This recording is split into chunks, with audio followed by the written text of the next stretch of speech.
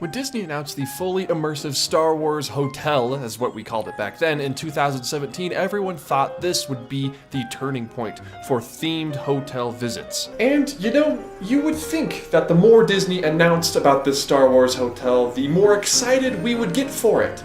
But as it turns out, that's exactly the opposite of what happens. The more they announce, the more we want them to be quiet and just stop talking about it.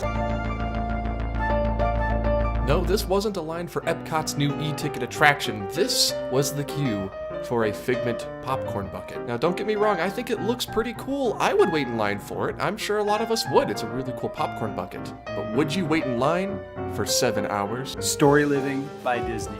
All new Disney-branded master-planned residential communities designed to be the perfect setting for Disney fans to write the next exciting chapter in their lives. Storyliving by Disney allows us to leverage like neighborhoods? Like houses? As we all know, 2020 sort of shook up, to say the least, the future of the Disney parks. Disney had to reevaluate what they were doing and when they were going to be doing it, and now we are just about 5 months away from D23 2022. During the summer of 2020, 2 years ago at this point, mind you, Disney announced that the ride would undergo a retheme, now themed around The Princess and the Frog. So, 2 years ago, Disney announced a retheme. Okay, perfect, that's fine. Fine by me. Still Splash Mountain though. In April of 2022, very recently if you remember, Disney released a statement to the OC Register saying that Tarzan's Treehouse would be getting a brand new theme. Now the problem here is that we don't know any details about 1, when it's going to reopen, and 2, what that new theme and backstory are supposed to be. That's right, the attraction retheme they announced 2 years ago finally got 1, a name, and 2, an opening window. Not really date, kind of a window.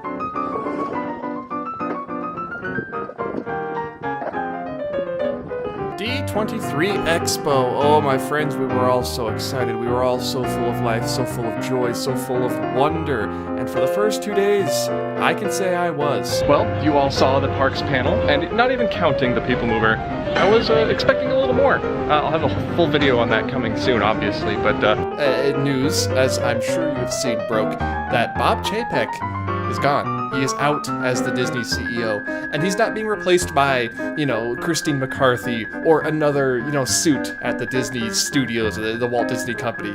He's being replaced by the person he replaced. Bob Iger is coming back. 2022 was a year where things happened and events elapsed and time passed, and I wanted to go through my favorite parts of 2022, my least favorite parts, what Disney did and what Disney announced, and what still remains to be seen. And that's actually quite a bit. I hope every day's holiday season went swimmingly. I got a globe. I'm very happy about that. Just you wait and see what that's gonna be for. And I suppose we'll start in January, where a few things actually happened. January and February were sort of weird months for the Disney company. I guess they were not weird, but they were very, very eventful. Things were weird in January and February. January 2022 gave us an event, an instance that I will remember fondly for the rest of my days, because January is the month where Disney decided to release a Figment popcorn bucket at Epcot. That's right, that was January. That was almost a year ago. Time does fly, but for those of you who don't remember or tried to forget, let me give you a quick refresher. Figment is a very popular little purple dragon from the original Epcot attraction,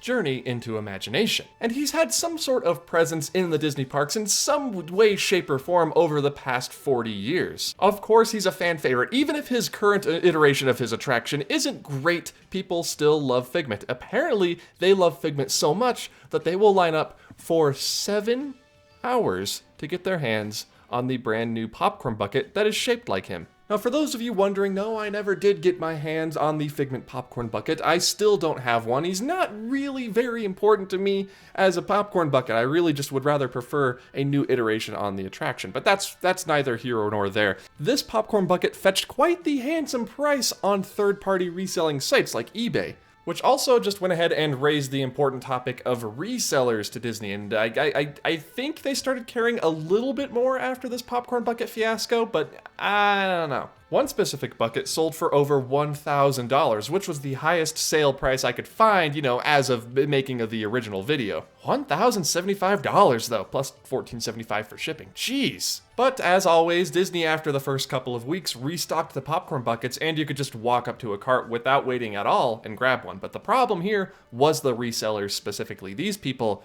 are scum. But on the bright side, it did give us this bad artwork sketch of the popcorn bucket that sold for $10,000. I don't know whether or not, something happened with the bidding, I don't know if it actually made the $10,000, but this is a masterpiece. This is what I will take away from the popcorn bucket fiasco. Look at this thing. It's beautiful. So 2022 had kicked off with a bang, and the Figment popcorn bucket showed Disney just how in demand this character was. Specifically, we'll come back around to that when D23 rolls around, but also how in demand limited edition merchandise would be. And that would be sort of a running theme throughout 2022. But now we move on to more operational things that happened: attraction openings, attraction delays, and attraction announcements. February kicked off with a bang, and by a bang, I mean a... what? Storyliving by Disney. All new Disney branded master plan residential communities designed to be the perfect setting for Disney fans to write the next exciting chapter in their lives. This exciting new venture will enhance, extend, and strengthen the Disney brand by allowing us to bring the magic of Disney to places you may never have expected. These vibrant communities will be infused with Disney placemaking. Picture an energetic community with the warmth and charm of a small town and the beauty of a resort. What? Needless to say, I was very, very confused as to who they were sort of targeting with Disney Storyliving. And a little interesting tidbit, they had a Storyliving booth at D23, and it was kind of sad. Now, this isn't taking anything away from the Imagineers or the cast members that were at the Storyliving booth. They were very, very fun to talk to, and you could tell even they were a bit confused as to what this whole thing was. They even gave me this really cool Storyliving by Disney pen. Take a look at that. Bet you're jealous. I can write scripts for videos on paper with it now, or something. I don't know. I actually do like this. I'm gonna keep it. It's a collector's item.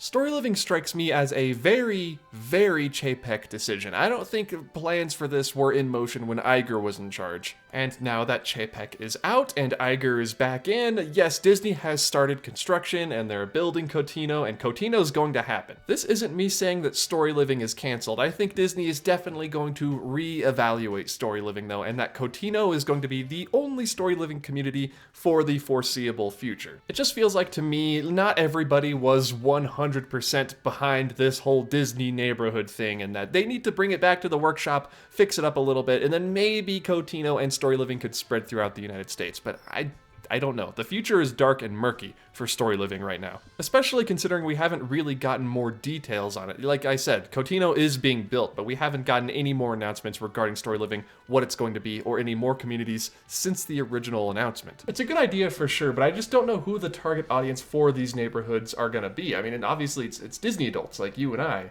assume, but how many of us are going to pick up and move to California just on a whim to stay at this probably very expensive Disney-themed neighborhood? I know I sure can't. I think Storyliving will be moving along, just in a changed state, maybe with a reduced, sort of overall expansion plan, and just sort of starting with Cotino, seeing what happens there, and then maybe potentially opening one or maybe two other neighborhoods and then calling it quits. Then July rolls around, and we finally get more information about the Splash Mountain re-theme to Princess and the Frog for Disneyland and Walt Disney World, not Tokyo's Splash Mountain. Tokyo's, for all we know, will be remaining the same, which I believe is a copy of Disney World's, although it is mirrored, which is very interesting, and there are a few differences here and there because it is on the other side of the river, fun fact. But yeah, July rolls around, where we finally got a name, which could be improved, Tiana's Bayou Adventure, and an opening window late 2024. So yeah, Splash Mountain is gonna be down for quite a long time while the refurb takes place, but we didn't get much more than a name and a window at the time of this announcement. We were going on a year plus of the retheme having been announced and then just hearing nothing about it at all. And Disney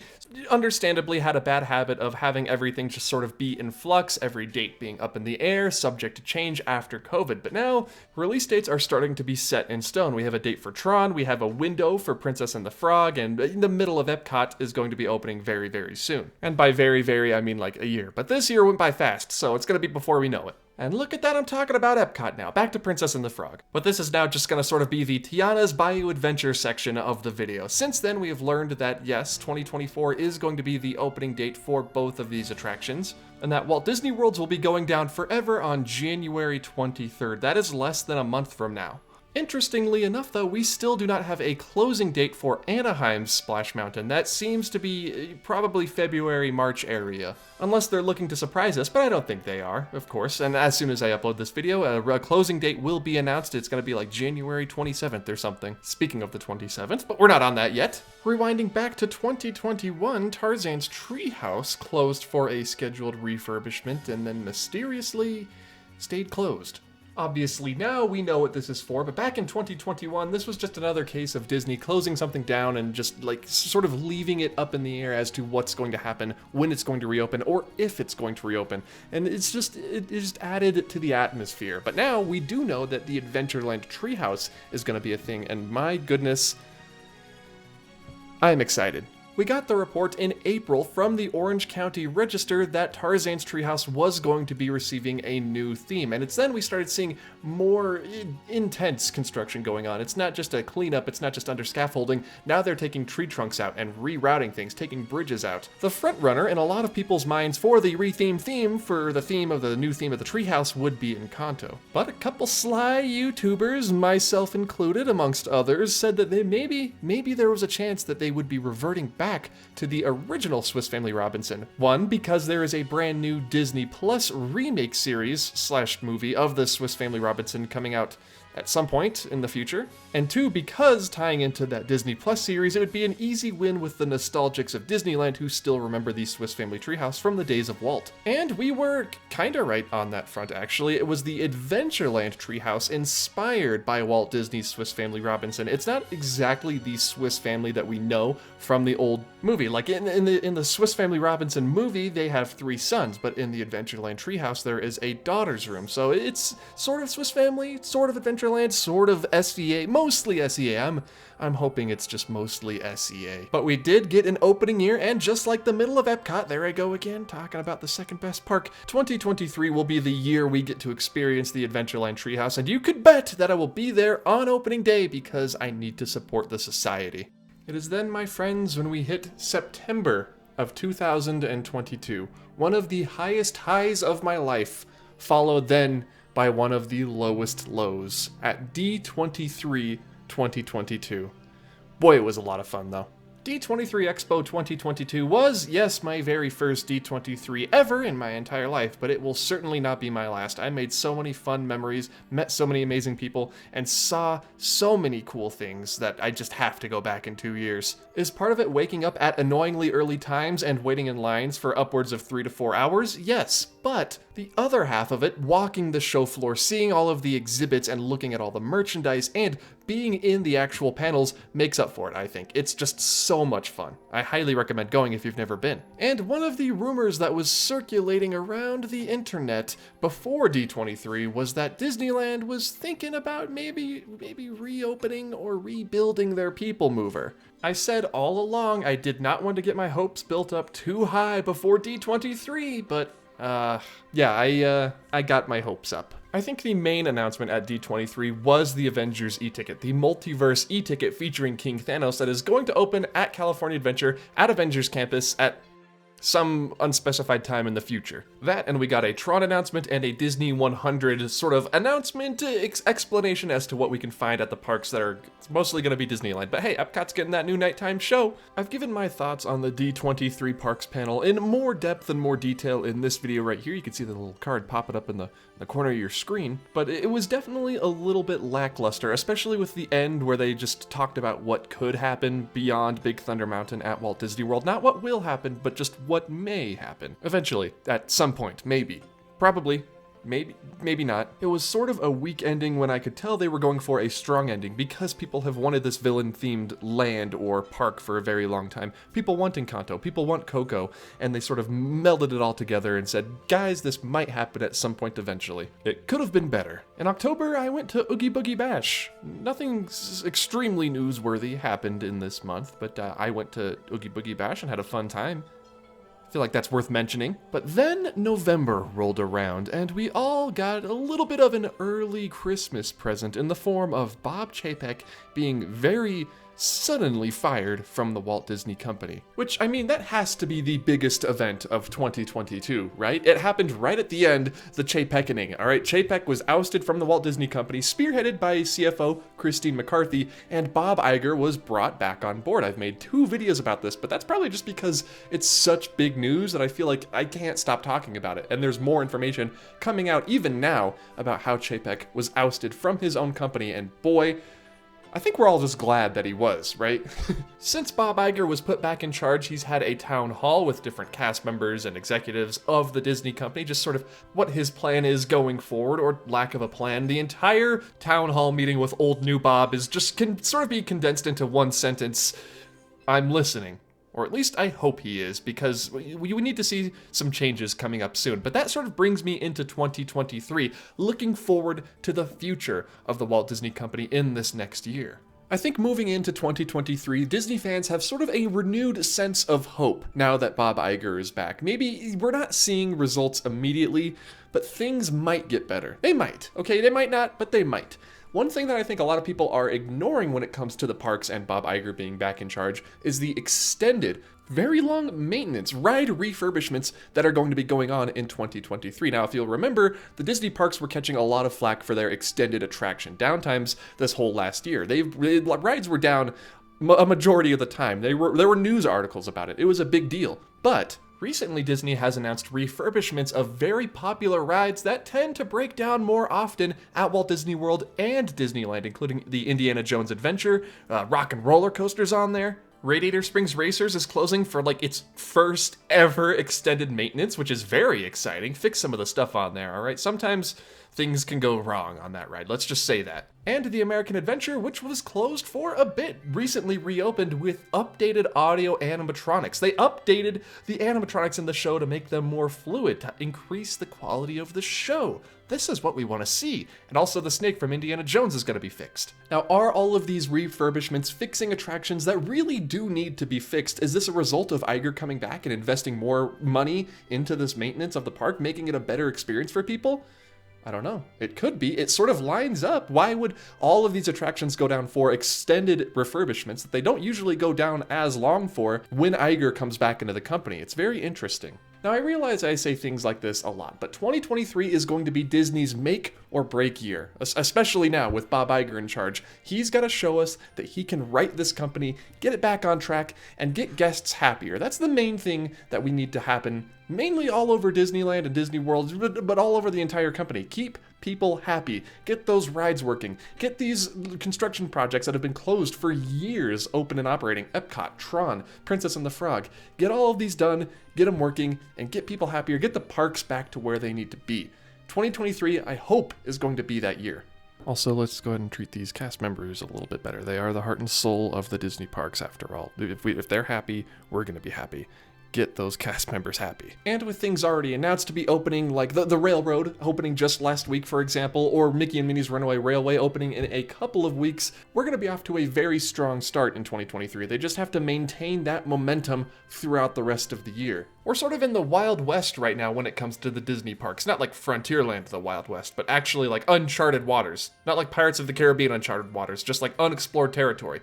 Not like Jungle Cruise unexplored territory. Okay, this joke is over. It's gone. Okay, it's too long. There's one more thing I want to talk about before I let you all go explore the new year on your own without me telling you what to look forward to, and that is Destination D23 in 2023. Okay, I probably won't be going, but it's at the Contemporary at Walt Disney World, and it's sort of like a mini D23 Expo with park announcements, attraction announcements, and things of that caliber, more niche, more catered towards hardcore Disney fans like you or I. I'm hoping if you're watching this that you're a hardcore Disney fan. And if you remember in 2021, it was where I said to keep a lookout, keep an eye out for a Journey into Imagination refresh. And we got, some Journey into Imagination news at D23 with the Figment character that we'll be able to meet. But this is where I'd keep an eye out for sure. I'm not saying I've heard anything. I'm not saying I've heard any rumors. I haven't. But if they were going to announce a Journey into Imagination refresh, retheme-ish, it would be at Destination D23. Not necessarily at this one, but it would be at a destination D23. And by the powers of Tony and Benji combined, I think we might be able to see Figment return to his former place of glory, maybe alongside a certain orange-bearded man. No, yes, yeah, that guy. Again, allow me to make it perfectly clear, this is not a tease or a rumor, this is just me being hopeful. I'm definitely gonna watch the live stream though. And none of this is even mentioning the fact that the Disney 100 celebration will be going on at the Disney parks and across the entire company this year in 2023, celebrating the 100th anniversary of Walt and Roy founding the Disney Brothers Cartoon Studio in Kansas City, Missouri in 1923. Disneyland, of course, being Walt Disney's original Magic Kingdom, will be the epicenter, but Walt Disney World will be getting a couple of new additions for the 100th, specifically, not just, Tron and the Hatbox Ghost, but things specifically for the 100 Years of Wonder. There's a lot to look forward to in 2023, but there's also a lot to be cautious about how Disney is going to weather this and navigate this exciting and terrifying time is going to be interesting to see. But I will be there. I'll be there through the whole thing, and you can join me. Make sure to stay subscribed so we can weather these uncharted Pirates of the Caribbean Jungle Cruise seas together. Okay, now I'm done. And I just gotta say, through all the ups and downs, I really did have a pretty good year when it came to Disney. All right, the opening of Cosmic Rewind, D23, sharing all of those moments with friends. I got to go to Club 33 again. That was a highlight. It was an amazing year, and here's hoping that 2023 is even better. And I hope your 2023 goes down without a hitch as well. And now I believe that's the end of the video. We've looked back, we've looked forward, and Bob Iger, the ball is in your court now. Please don't let us down. And now I'm going to go to the end card. The end card should start right here. Hello everybody, and thank you so much for watching this video. Just sort of a look back at 2022, remembering the good times, remembering the bad times, and looking forward to the good times that we will have in 2023. If you enjoyed this video, please hit the like button, let YouTube know that you did enjoy this video, and if you're new around here, like I said a little bit earlier, hit the subscribe button for more videos like this to keep updated when I upload a new one. The names that you see scrolling by currently are the names of all of my supporters over at patreon.com, and now that we're at the end of the year, let me just say, for those of you who stuck with me all through 2022, a very, very big thank you. I see these names on this list every month, and it's fun to see them throughout the whole year. So thank you to all of you who stick with me. And if you want to join their ranks, by the way, and start seeing your name on this list, head over to the link in the description down below, and even just $1 a month will get you access to most of the perks, like early videos and early video previews, and even sometimes just raw audio. Even a couple of Patreon exclusive videos here and there. So again, a massive thank you to you all. You help keep this channel going. And I look forward to seeing you all in the new year. Be sure to follow me on all of my social media accounts. Those are going to be Twitter, Instagram, and TikTok. I am at Offhand Disney on all of those platforms for more extra Offhand Disney goodness that's not on this YouTube channel. And if you want to hear me have hour-long conversations about nothing in particular with the Dreamfinder himself, head over to Captain Dan's Submarine Canteen over at twitch.tv and just watch the Foolish Mortals podcast. It's a Haunted Mansion / Disney Parks themed podcast where me and my good friend Disney Dan just sort of talk for about an hour, telling some interesting stories. We'll talk about the history of attractions and what we could see potentially happening in the future of the Disney parks. Again, if you stayed all the way till the end of this video, thank you all so much for watching. I will see you all in the new year for some brand new adventures, some new cool fun stuff I got planned, especially the whole multiverse thing is sort of freaking me out. That reminds me, I have somewhere I need to be and some Dallins I need to talk to. So I'll see you all later, and until then, Happy New Year, and goodbye.